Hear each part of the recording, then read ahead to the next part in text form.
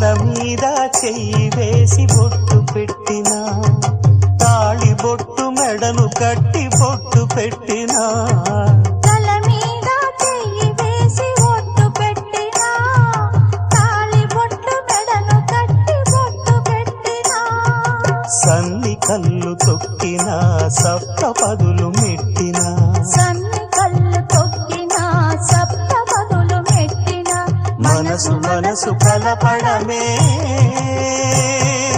మంత్రం పరమార్థం. శ్రీరస్తు శుభమస్తు, శ్రీరస్తు శుభమస్తు. శ్రీకారం చుట్టుకుంది పెళ్లి పుస్తకం, ఇక ఆకారం దాచుతుంది కొత్త జీవితం.